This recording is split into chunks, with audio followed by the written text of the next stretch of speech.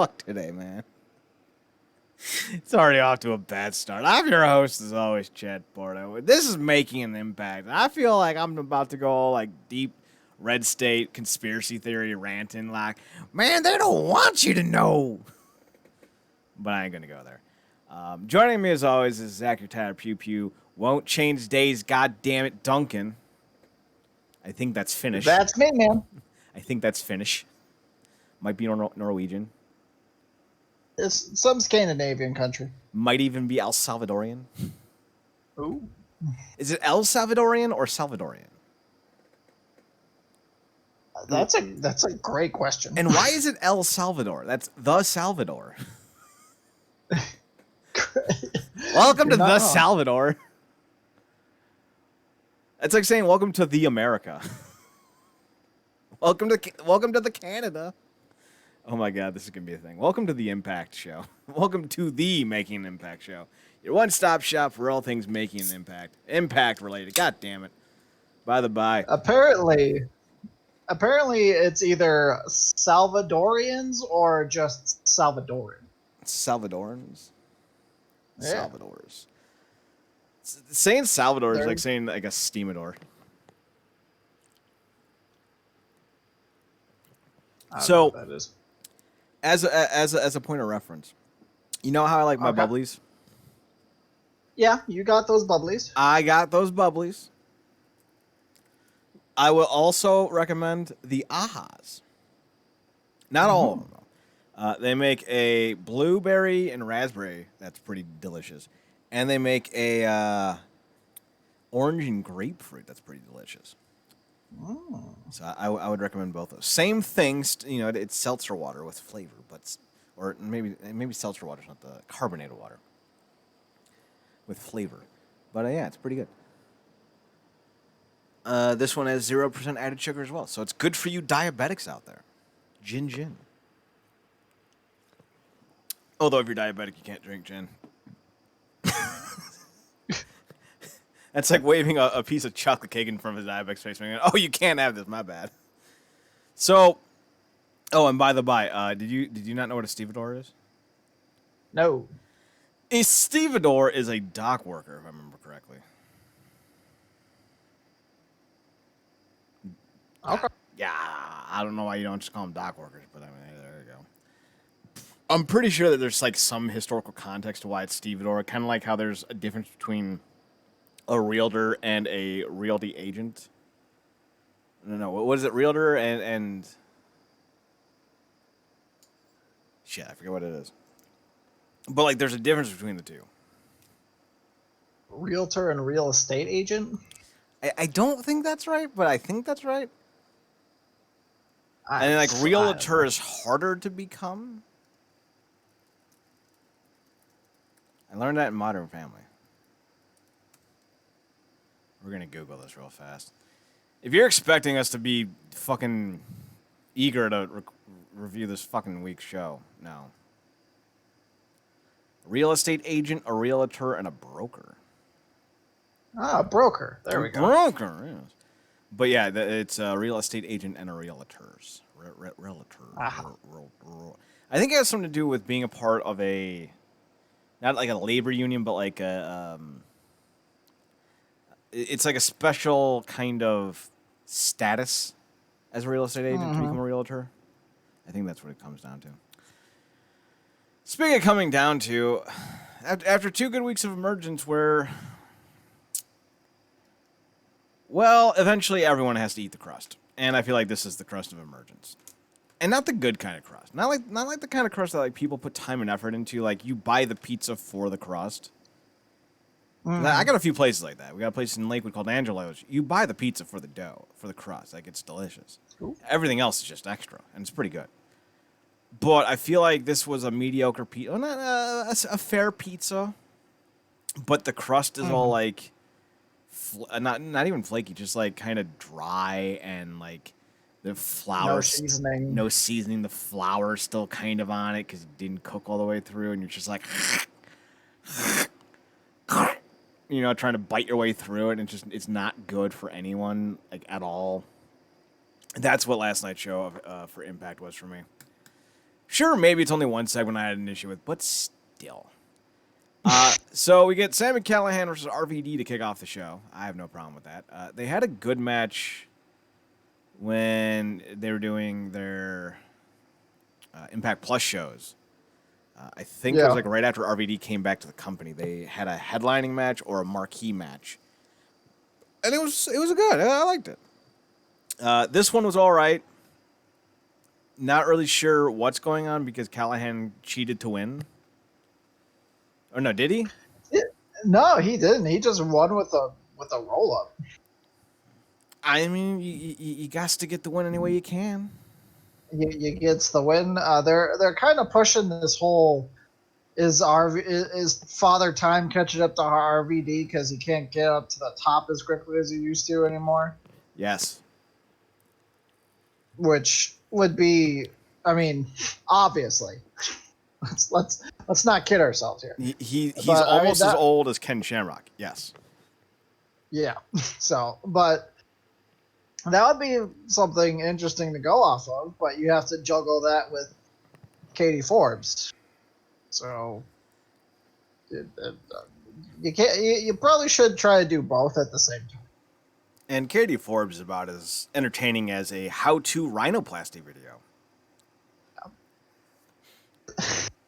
It's really bad when both commentators are stating, why is she still out here? Shouldn't the ref kick her out by now? She's blatantly interfering right in front of his face all the time. All the time. So RVD blindsides Callihan, and Katie Forbes joins in a 2-on-1 on Callihan. I'm pretty sure I've seen Katie. Pretty sure I've seen Katie Forbes in movies like that before. So we then get Hernandez defeating. There's a Rhino segment with Reno Scum, I guess. Yes. With Hernandez. Well, yes. Hernandez beat Falaba in the arm wrestling contest. Yes. And then he tells Reno Scum that if they take out Rhino, that all his prize money is theirs. I feel like that's a trap. Because Hernandez said the same thing to Rhino. You beat me and you get the money. And yet here we are. Hernandez is trying to take a hit out on Rhino. They're beating him and taking the money. Right? Not cool.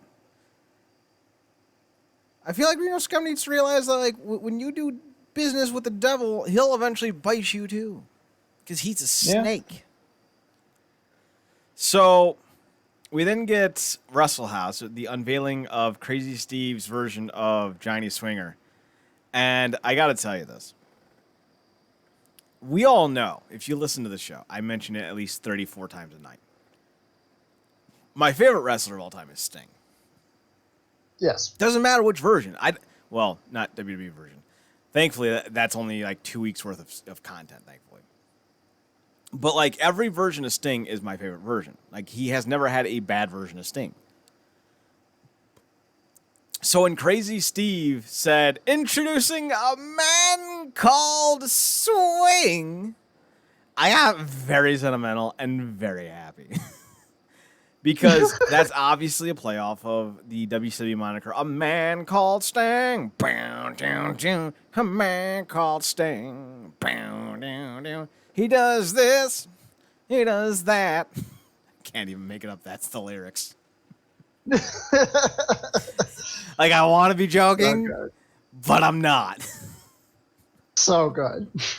So I was very appreciative of that. And the thing is, I thought he was going to come out looking more like Sting, so like the payoff wasn't there. Instead, he kind of looks more like a Groucho Marx kind of clown. Maybe that's not the right word to reference. He looks like one of those old school 1920s tramp clowns with the sad faces, and you're like, mm-hmm. So I was a little disappointed, and I got to admit the wrestler's oath. Like, do you guys, or like, was a wrestler's promise? Do you guys swear to make a wrestling promise not to laugh at me? And they're like, yeah, no, seriously. And then he comes out and they all laugh at him and crack jokes. I thought that was great. That's pretty good. And I love the whole reference to Doink. I think he's like, I got to call Matt Bourne or something like that. Yeah, he did say that. I appreciated that. That Johnny Swinger, man. He's solid stuff. He's solid stuff. Then we find out that Tommy Dreamer has informed Johnny Bravo that he will be the special referee for tonight's Rosemary Taya match, winner take all. Mm. This does not sit well with the Bravo. Yes, because Dreamer is essentially putting his fate in his own hands. Which is, talk about long form storytelling. Tommy Dreamer's been telling Bravo to step out for weeks. Yeah. Look at that. This gimmicky, dumb joke thing has more credibility than any WWE mainline promo or segment or storyline. Holy shit. We then go to the 2-on-1 handicap match stuff with Adam Thornstone, Lester the Legend of Reno Scum versus Rhino. I love this. This was great. My only complaint is that, so basically the match goes as you expect it would. Reno Scum gets the upper hand because they're doing 2-on-1. Rhino's valiantly fighting back, but he's no match for two men. Then all of a sudden, the camera angle just starts going cattywampus. And at first, you're like, wait, what is happening? And then you realize, oh, they cut to a new angle. The cameraman is Heath, and he starts to clear the ring. Rhino is able to get the victory, and my only complaint about this is that Heath did not use the camera to attack them. Because I would love to have been watching that from the point of view of the camera as we smash into their faces. Kind of like when Rock used it to elbow Triple H. That shit was great. The Rock cam. Yes, the Rock cam. Oh, it's so good. So that's my lone complaint. Demore comes on, he's like, "You don't work here," and I'm sitting there going, "Yes, he does. You literally, put his graphic up all the time. Like, stop. This is the dumbest storyline in the company, and that's with Eric Young in the main event. We know he works there. Otherwise, he'd be arrested 7 ways from Sunday. Stop." If he doesn't work there, then how the fuck did he get a camera? If he doesn't work there, then why the fuck are you putting his goddamn face on everything? Why are you retweeting him on Twitter? Why does he get ad space on your show? Right? Like, you are not decentivizing him. Like, you got to imagine, like, let's just play devil's advocate, right? Let's say he's doing a deal with Access TV. One, Access TV also owns Impact indirectly because they're both owned by Anthem. So you're trying to tell me that Anthem's okay with putting his commercials on your air? Come on. Like, this is a silly storyline that makes no sense. Like, at least with Wrestle House, it's not supposed to make sense. The idea that they're actually in purgatory, right? The idea that they're actually in purgatory, come on. But this is supposed to be real, so it's like, I don't know, man. Just admit you sign them and you don't like them. Like that, then at least I can imagine that, because I put all of my colleagues and cohorts and underlings through hell for no reason. I like most of them. I mean, I don't like fucking with them. Yeah, that's fair. And the same thing is going on with EC3. Yes. But he's liked by management, apparently. Apparently, but he's still technically not signed, but he gets promos time every single week. Mm-hmm. So how does that make a fucking sense? See, and that's just so dumb. So EC3 continues the mind games with Moose. I believe there's a match that gets thrown down. No, he challenged him to come find him. Yes, and he holds the knife to the TNA World Title, and Moose is like, "This is a hostage situation." Yes, it is. Because it's so fucking serious. Arrgh. Arr. Arrgh. So we then get The Good Brothers are the life of the party backstage. Desmond Wins are unlike their usual selves and seriously focused on their match with Ace Austin and Madman Fulton tonight. So I guess they're just hanging out. Man called Sting. Man called Sting. All right, so Larry D's in a bad mood. Rosemary put a love spill on him. I don't even remember that. He got the whammy on him. He got the whammy on him, and now it's off. The Deaners accuse Triple XL of stealing their beer again, and then a fight breaks out in the kitchen because Kylie Ray's not there, or Susie's not there to say truce. Uh-huh. So there you go. They start fighting all over Wrestle House. Larry D returns. He takes out his own partner by spraying him with the ring rust. It's still a great name for a wrestling-themed cologne. Yes. Susie walks in. She's all angry that they broke the truce. Susie's dark side shows up, and she leaves with blood on her hands. Dreamer's terrified. Dreamer's always terrified, mostly because he only eats Twinkies. So that can't be good for his digestive health. Great. Entertaining as hell brawl, though. Yes. The ping pong segment, fantastic. Yes. I am a fan. Yes. And I love that Swinger started the thing of throwing powder in someone's face and yelling Fuji. You know what's going to happen on November 26th, right? I'm going to run up to you and just go, Fuji! Well, fantastic, because that's not the date. No, I know. I'm not going to do it on the date. Are you kidding me? How dickish do you think I am? That level of dickish? No, slightly less dickish. I'm going to do it the day I show up. I'm just going to be like, Fuji as I drive by. I'm going to be like, I need to drop something off. Can you stay outside your house? And I drive by, Fuji! I would not be mad at that because powder doesn't actually work. No, it just makes a mess. It's fine. Yes. Let's imagine for just a second. Okay. Ready to rumble. Yes. When David Arquette throws the powder in DDP's face, he yells Fuji. Would have been amazing. I mean, I'm glad they didn't. And here's why. The greatest movie ever can only be so perfect. Yeah. Tell me one thing. Wrong. Tell me one thing wrong with that movie besides the excrement truck.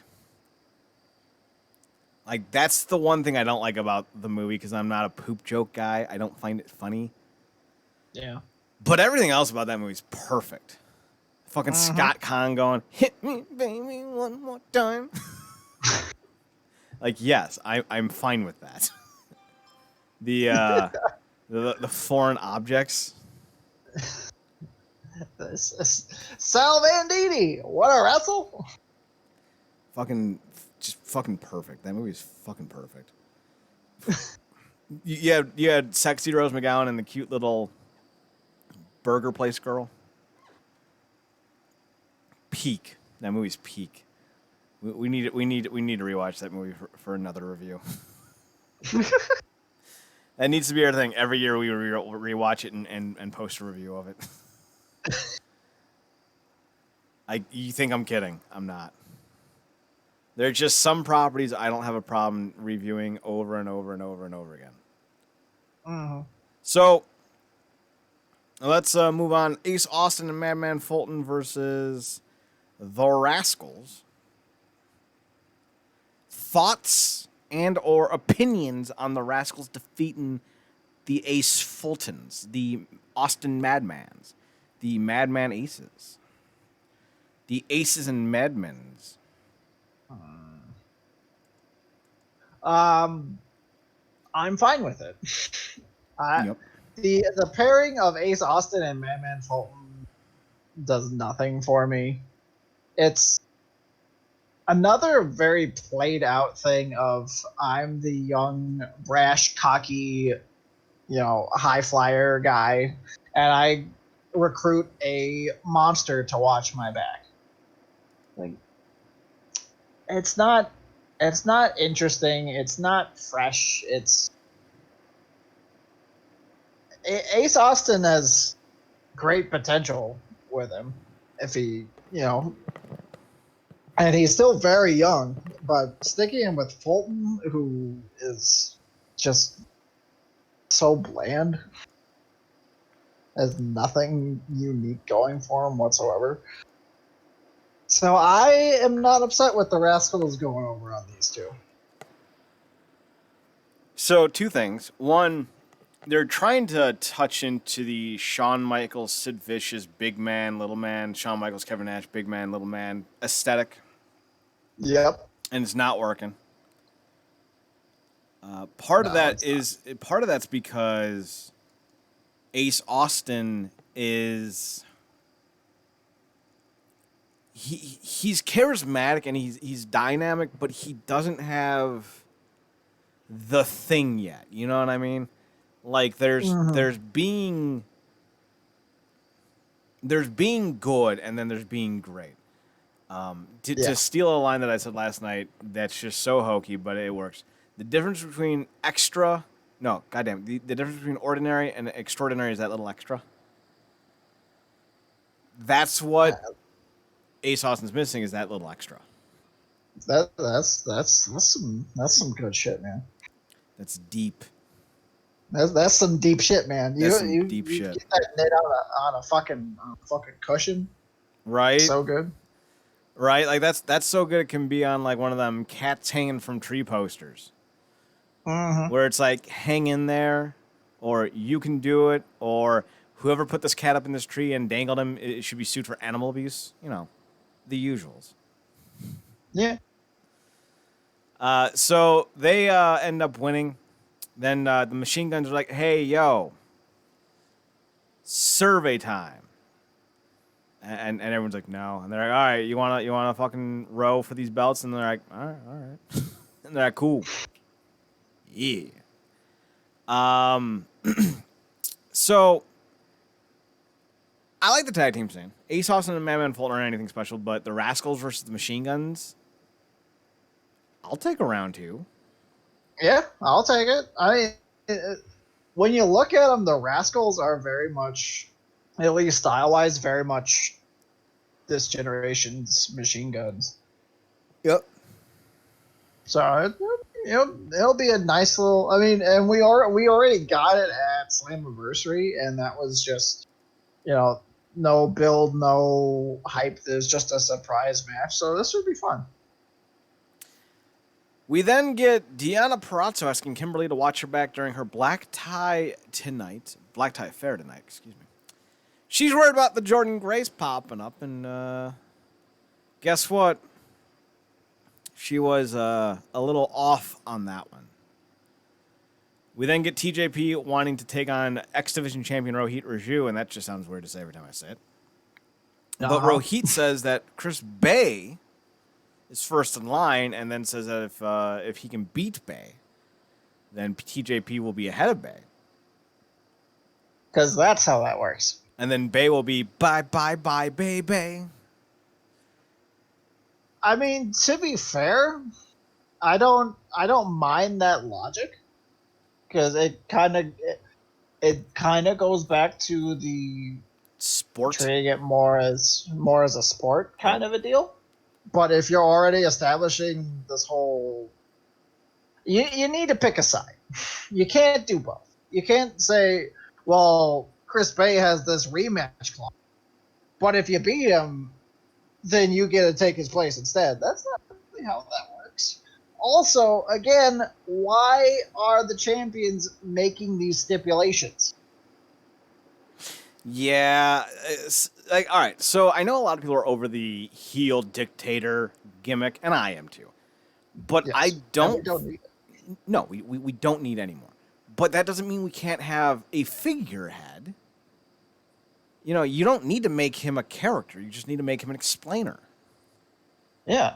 You know, have Scott D'Amore in the back at the start of the show going, hey, before we get to tonight's show, we're going to have Rohit, not Rohit, we're going to have Chris Bay versus TJP. Winner gets the X Division title shot.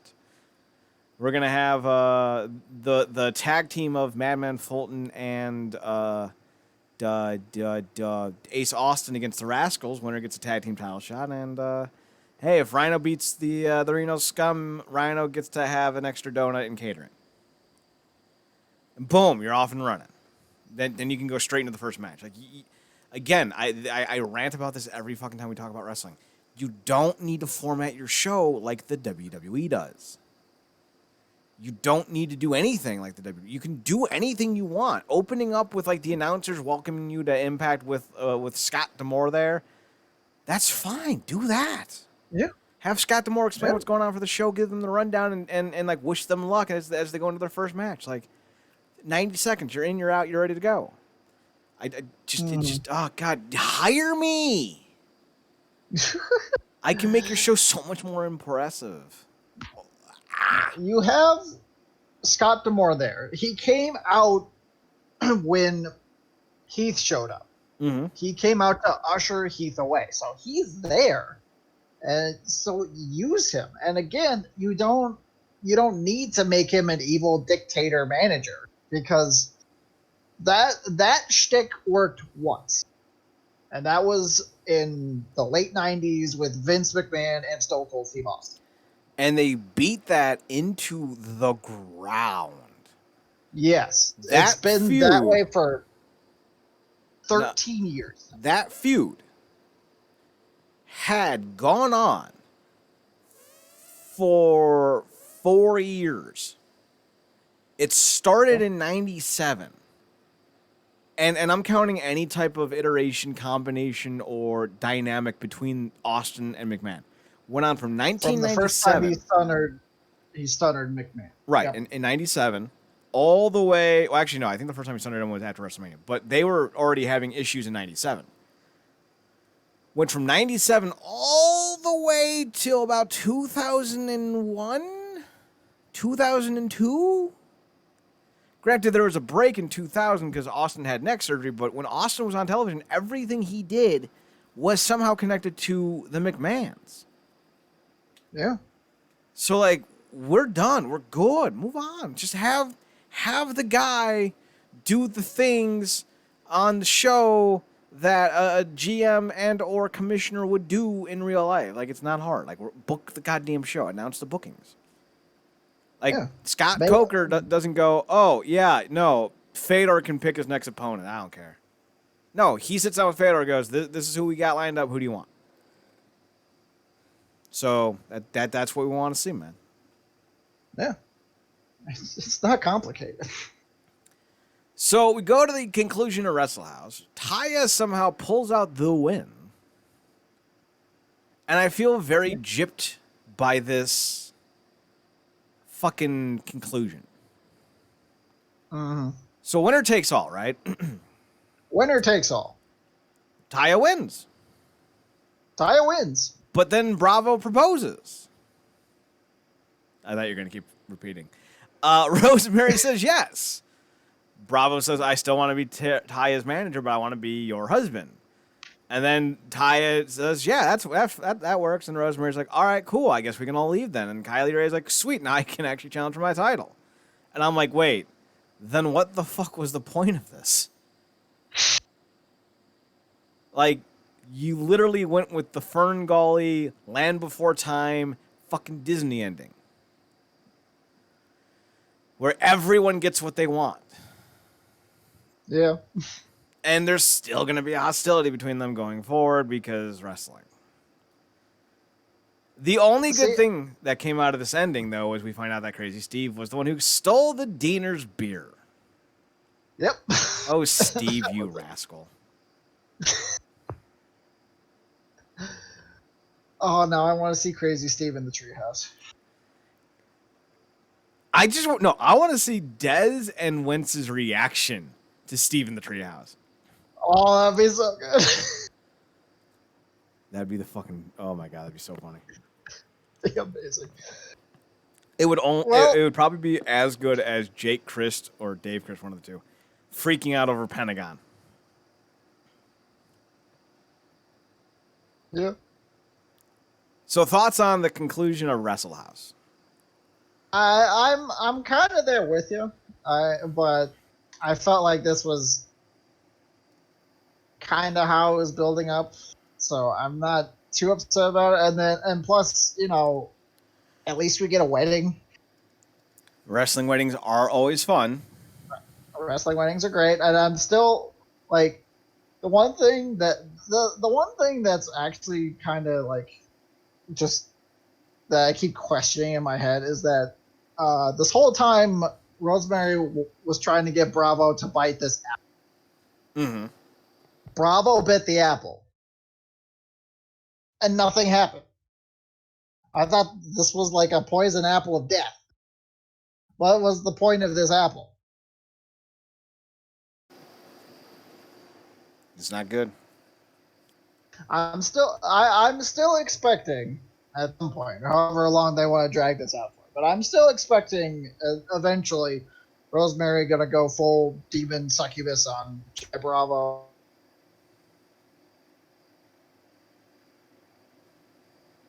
And then we might actually get that long awaited for Taya Rosemary First Blood match that we were supposed to get like 2 or 3 years ago. Oh, jeez, I remember that. I want to see if the Deaners will actually come for revenge, if you will. On Crazy Steve. Yes. I think that'd be hilarious. Yeah. So we then go to Deanna Purrazzo's Black Tie Affair.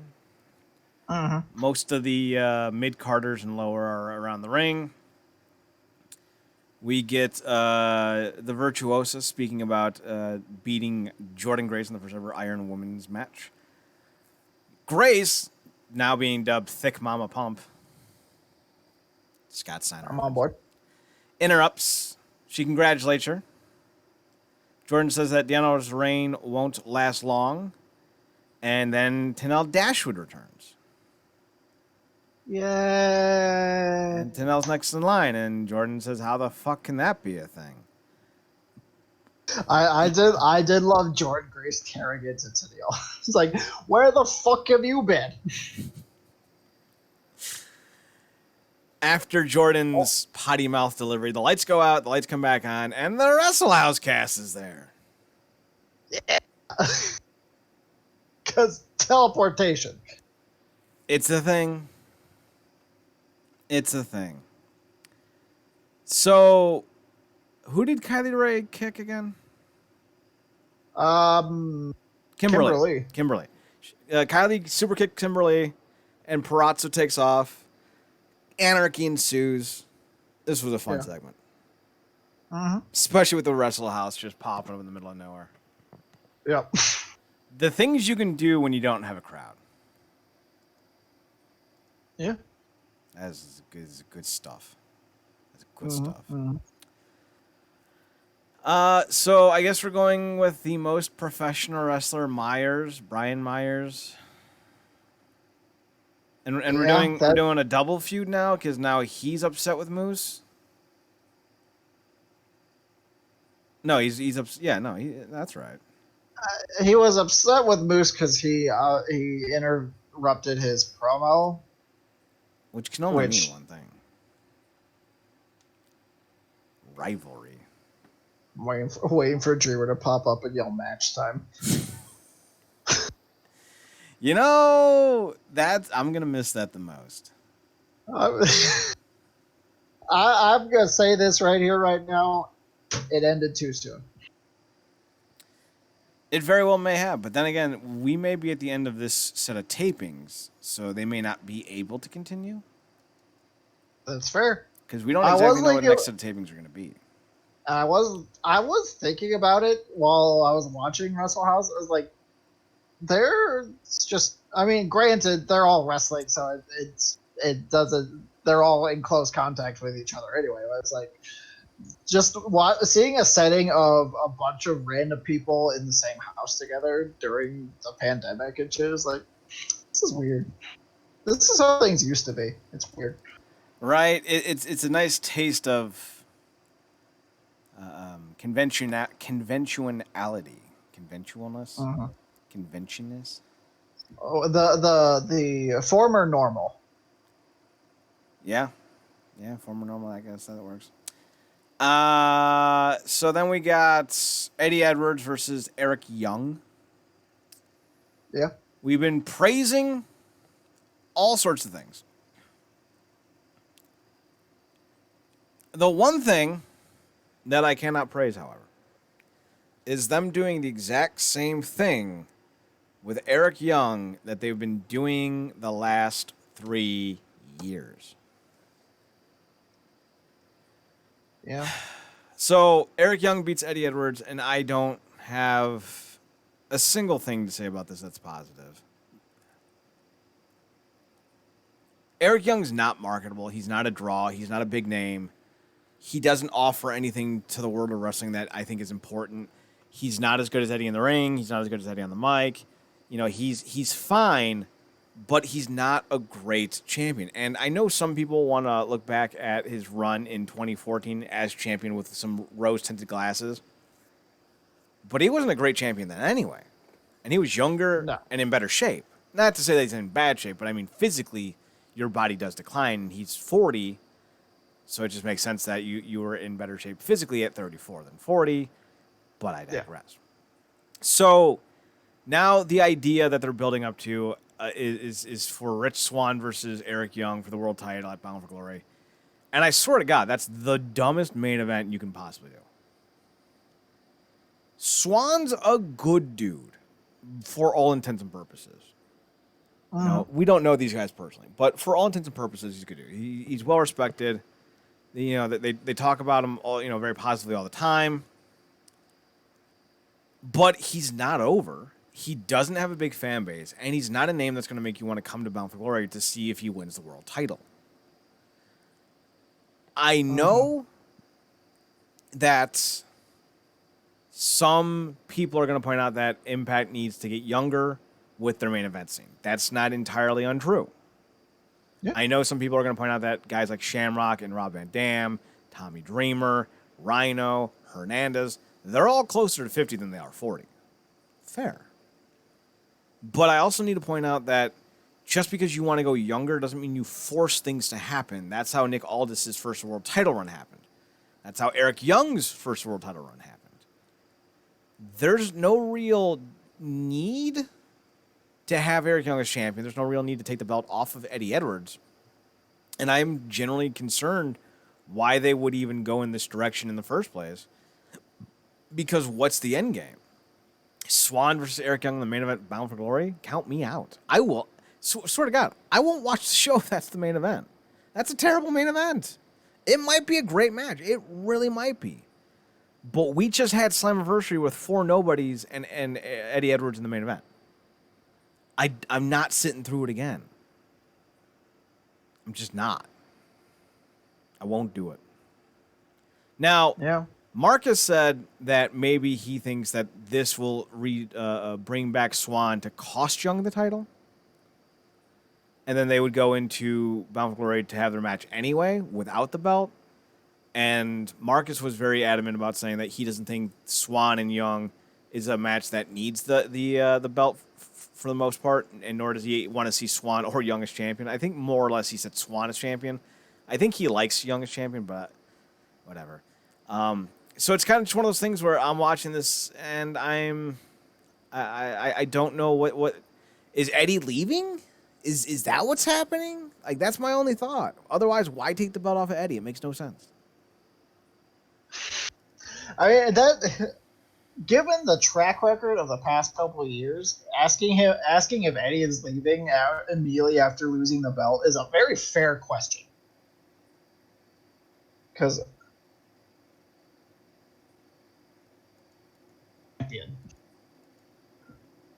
they lose the belt, they're gone.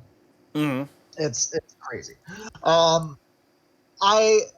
I suspected this would happen because you never do the I'm going to be a fighting champion and defend my belt every week and expect it to be a title reign with any longevity.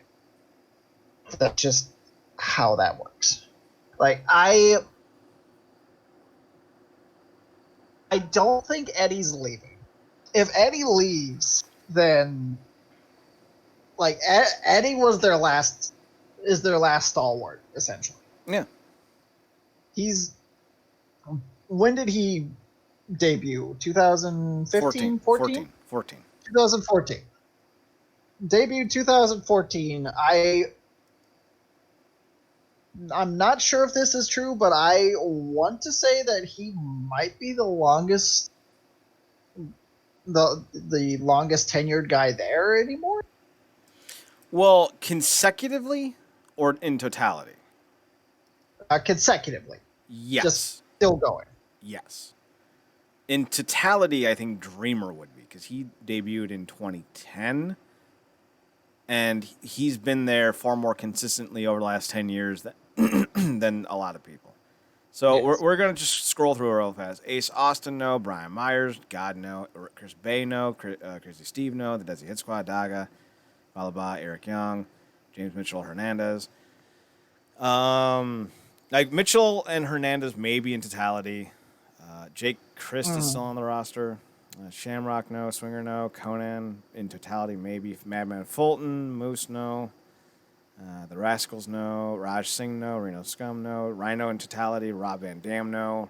Rich Swan, no. Callihan, no. Sharon, no. I don't know who Suicide is supposed to be, like underneath. The Deaners, the Good Brothers, the North, TJP, Wed Mac. Yeah, no. In terms of consistent year to year, at least among the men, Eddie Edwards is the longest tenured wrestler. And of the women, I think if you want to count Gail Kim,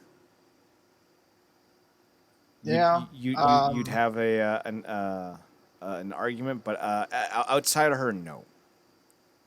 Because Rosemary didn't come in until like 2017. Did she? 2016? Was it that long? 2016, 2017? Because Decay feuded with the Wolves. Yeah, that was 2016. Was that 2016? Okay. Yeah. Yep, that makes sense. Because they didn't break up until 2017. And I don't think the Rosemary gimmick happened until 2015. Yeah, in 2016, Rosemary signed a contract with TNA. Her first appearance took place on the 26th January episode of Impact, in which she appeared on stage dressed as a macabre cheerleader, speaking in riddles with Crazy Steve and Abyss, and attacking the TNA Tag Team Champions, the Wolves, when they stole their belts and formed a heel stable known as Decay.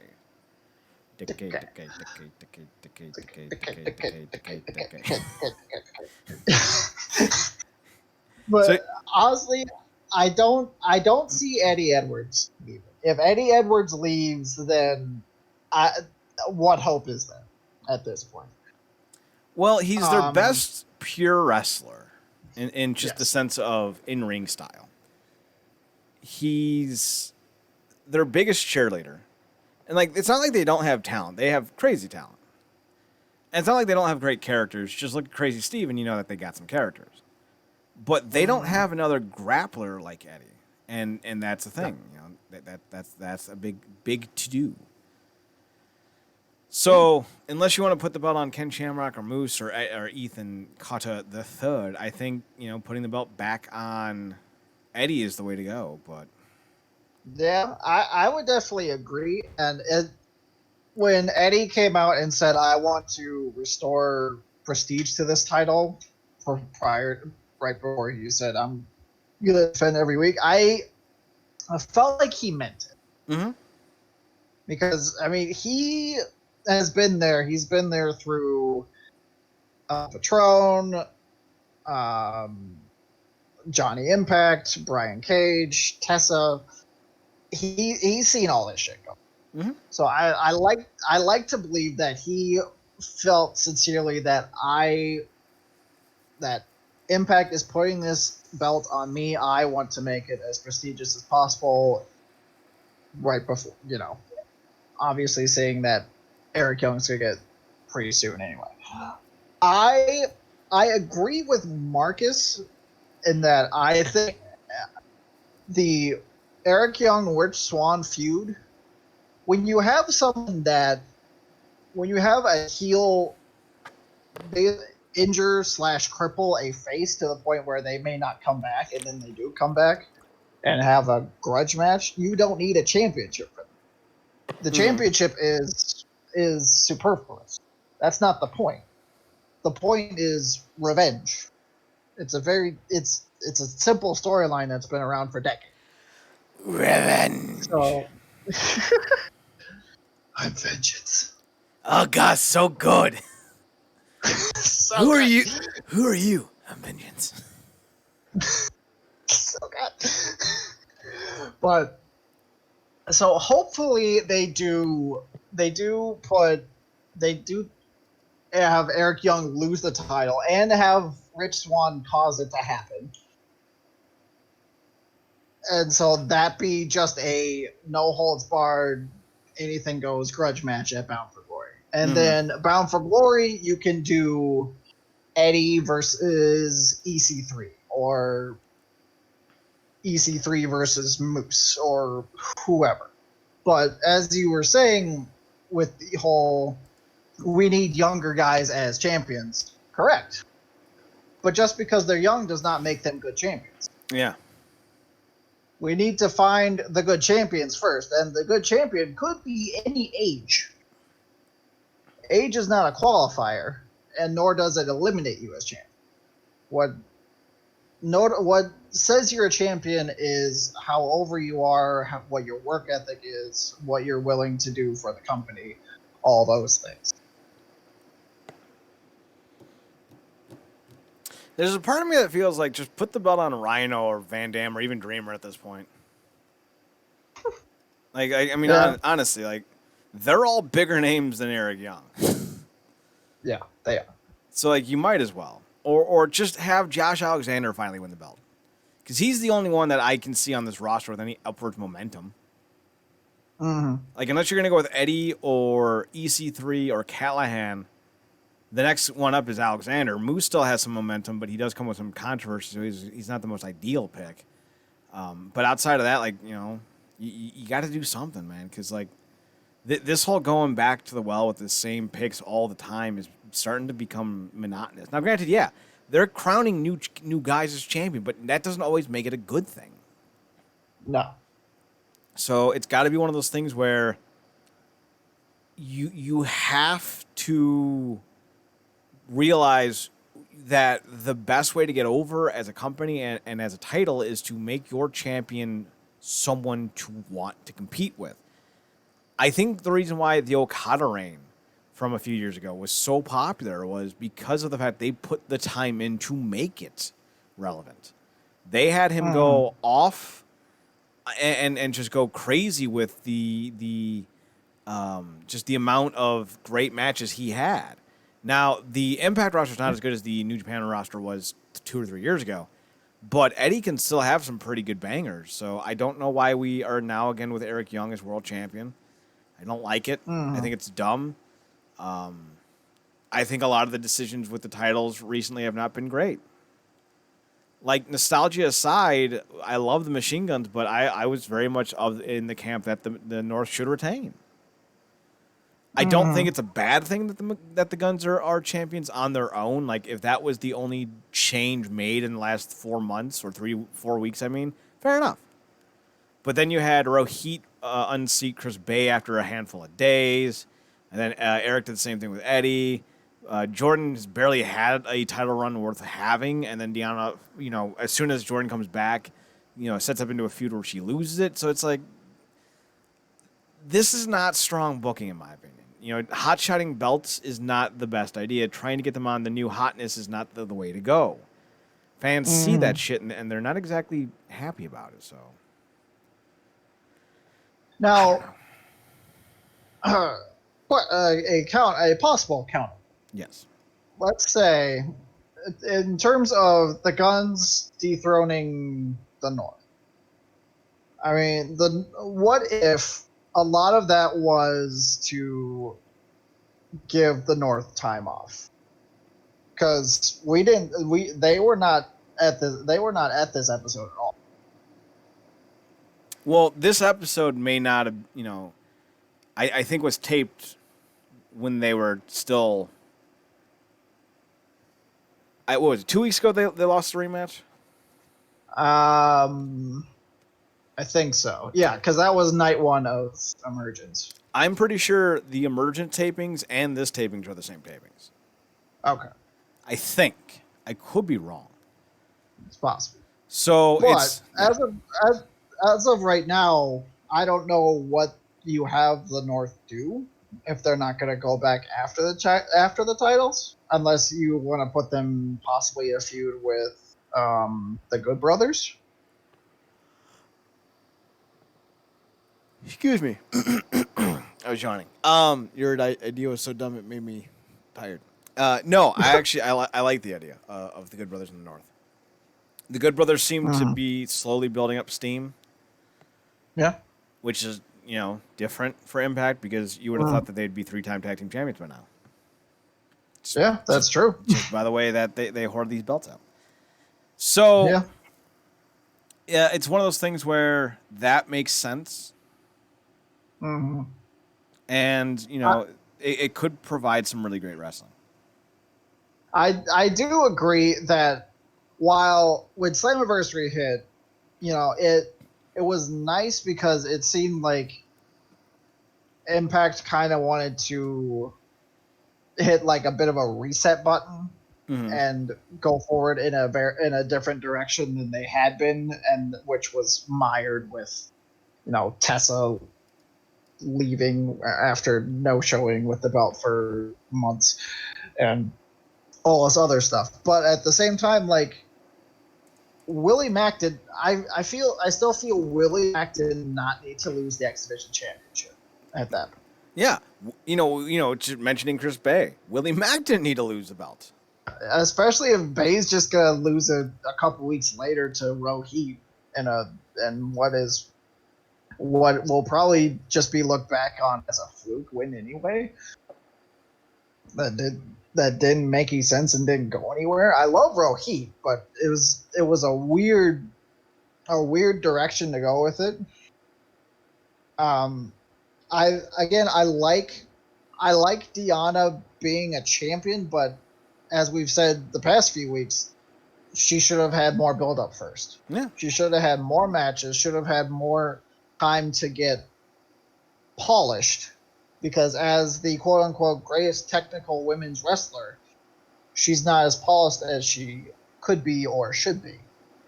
So that should have waited until Bound for Glory. Mm-hmm. So I can't disagree that they are hot shining these belts around, and there's no reason to. Maybe these title reigns could have been so much longer. There's no rhyme, no reason, and no point.